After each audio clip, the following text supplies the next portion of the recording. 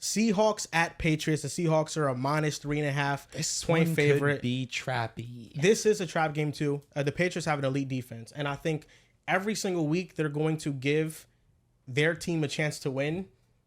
Granted, their offense doesn't turn the ball over a ton because this defense is that elite. I think this might be the best secondary in football.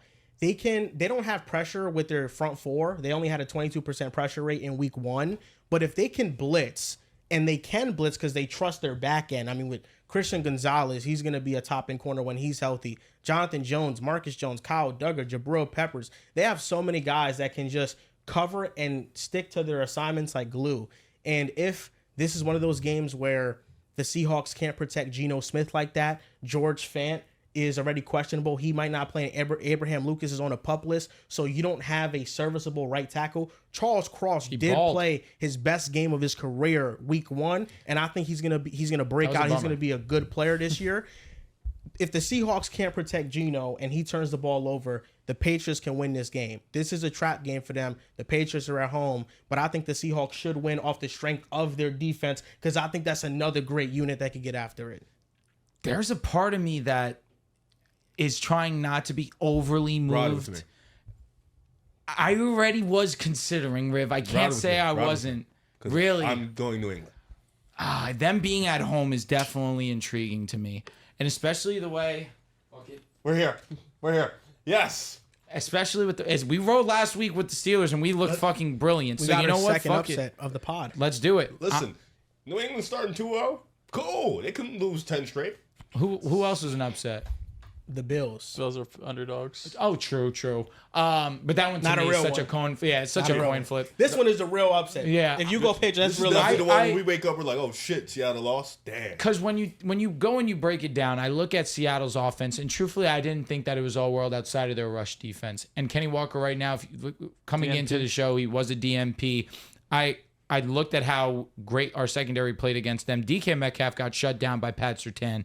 And with the way that we watched the New England Patriots and how their secondary has so much talent on it, it can be another real possibility that their performance week 1 can occur in week 2 again.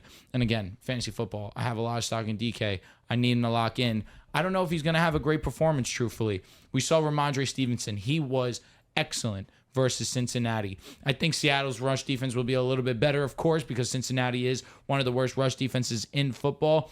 And also, we didn't see the Patriots' pass offense be too prolific either. And especially with how bad their offensive line was, they were going to get pressure.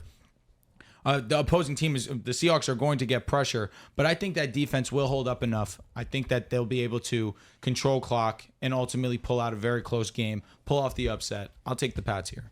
Kenneth Walker being questionable, possibly being out, is definitely swaying my opinion here. No Zach Charbonnet love. He can't come in and play well. Are you a Zach compared to Kenneth Charbonnet Walker. guy personally? Charbonnet is a good player. I don't like him personally. Kenneth Walker clears. Obviously, he clears, but Charbonnet is a good player. He had a nice He's little- a starter. He had an Is he? Yes. On how many teams? We're gonna do the Gus Edwards thing again.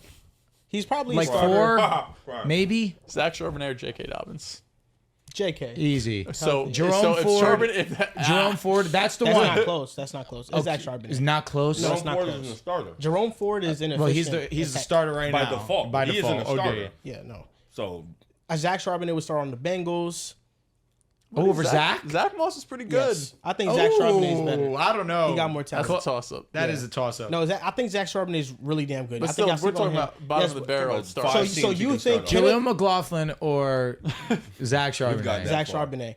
So He fell off. are thinking about picking the Patriots because Kenneth Walker might not play. I think that's reasonable. Yeah, You Kenneth don't have no Walker- faith in the run game if Charbonnet starts. I do get worried. Kenneth Walker was fantastic against was the amazing. Broncos. He averaged 5 a carry, 20 rushes, over 100 yards, had the touchdown. Charbonnet also had a receiving touchdown on his broken coverage. He was ended up being wide open from That Geno pissed me Smith. I'm still going to go with Seattle here, though. I'm still going to go with Seattle. I'm not going to overreact too much to week 1. And this was a Seattle team that first half was really ugly, right? Like Ryan Grubb's first time calling plays in the NFL. You could tell because they had a couple of safeties. It was 3 and outs. They were not able to get anything going. Credit to the Broncos defense, of course. But I think in the second half, you saw more what we were expecting from the Seattle's offense. But I don't think New England's crazy because when you look at this matchup, Kenneth Walker's potentially out. You have Christian Gonzalez going up against DK Metcalf. We'll see if he ends up shadowing. And now you have Tyler Lockett and JSN having to win on the corners of the New England Patriots. And I really don't know if they're going to be able to do it. Tyler Lockett had himself a solid day, but JSN really wasn't too involved. And he was out there for a majority of snaps. He ran close to 90% of the team routes, but Geno Smith just was not really looking his way, wasn't able to get a ton of separation. I still think Seattle is the more talented team. It's really tough, though, going to West Coast to East Coast, but I don't want to get my mind wrapped around in week one how Seattle, I think, underperformed relative to expectations when we expected them to go in, beat the Broncos kind of handily at home. And on the other hand, you had the New England Patriots who went up against the Bengals that nobody gave a shot. They had the biggest upset of week one. So not going to overreact too much. I'll still take Seattle, but I love the upset call. I think it's a healthy medium. I do think, Happy medium. happy medium. Yes, thank you. Appreciate that. That's what you get for laughing at me earlier, dickhead. Yeah, OD, we both did laugh No, at him because for everybody acclimated. always Nah, laughs. you laughed at me. We did laugh. I understand. Everybody laugh. always laughs when We I do fuck up always a laugh word. at him. I was Okay. waiting we to did, we see did. if We somebody did. was That's gonna do facts. it. That's Yeah, facts. so- As soon as you And I tried to hold myself in. I tried to if you like. looked at me, that's where it was my fault. yeah, I'll take I caught responsibility. you. No, yeah. OD. I tried to one not of do my it. I'm like, you know what? I'm just gonna be the And bigger guy. I know I fucked up too. I know I fucked up. I fucked thought up you 3 like- times. It was tough. It's like It's a tongue twister. I'm Acclimated. Acclimated. yeah. Acclimated. Now I can Acclimated. say it perfectly. Of course. acclimated. Sucks. No, probably in the moment I probably fuck up the word too. But What I word? think acclimated. Nice.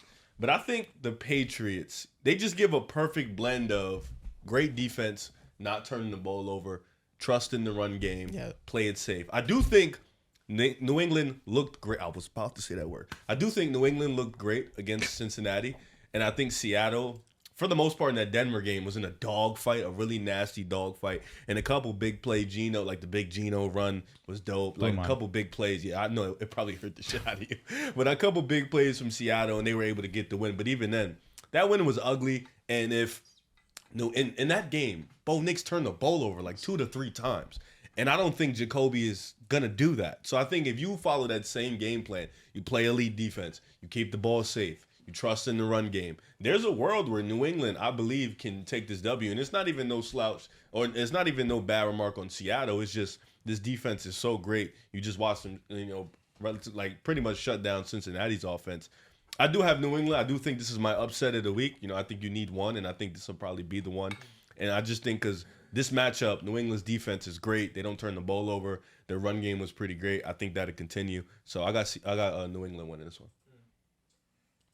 I could see a lot of people wanting the Patriots to win this matchup because of how good they looked last Wanting week. is nuts. I don't want them to win. I maybe wanting wasn't the right word at all. It's a cold open for me. Are people going to Patriots start looked- being fans of the Patriots, John? Low key. No. I'm asking genuinely. No, I'm not. But They're the a fun Patriots- team. The Patriots looked a lot more competitive than I think any of us really expected last Agreed. week. Ramondre looked fantastic. Love him. The defense is going to be really damn good. Keon White was amazing.